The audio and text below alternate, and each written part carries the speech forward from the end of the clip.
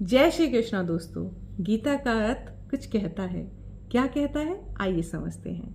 जब हम गीता की पुस्तक पढ़ते हैं तो हम देखते हैं कि गीता की पुस्तक के कवर पेज पर एक रथ बना है जिसमें 4 घोड़े हैं।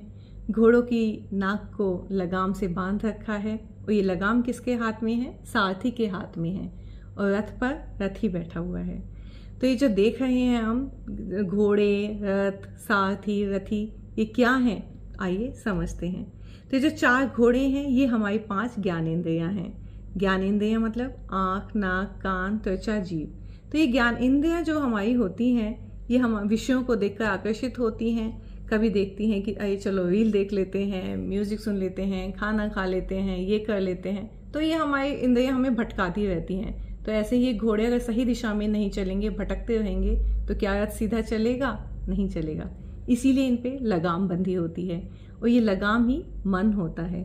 हमारा मन कभी इंद्रियों को कंट्रोल करता है, कभी नहीं कर पाता।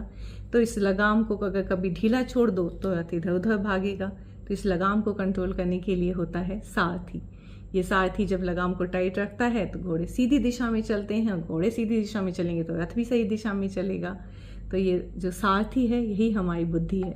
जब हमारी बुद्धि हमारे मन को नियंत्रित करती है तो हमारी इंद्रियां भी नियंत्रित होती हैं और हमारी शरीर का रथ सही दिशा में चलता है। हाँ, ये रथ हमारा शरीर है।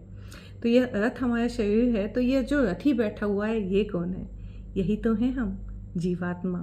तो ये जो रथी है यही है हम। और हम अपने जो शरीर के रथ को अपनी बुद्धि, अपने मन और अपने इंद्रियों को सही दिशा में चलाने के लिए बुद्धि का प्रयोग करते हैं। तो जब हमारा सारथी अच्छे ज्ञान से भरपूर होता है तो वह इसको हमारे रथ को सही दिशा में चलाता है। तो ये रथ और रथी में क्या अंतर है? हम रथ क्यों नहीं है, रथी क्यों है, इसको जानेंगे हम अगली बार। तब तक के लिए नमस्कार। जय श्री कृष्ण।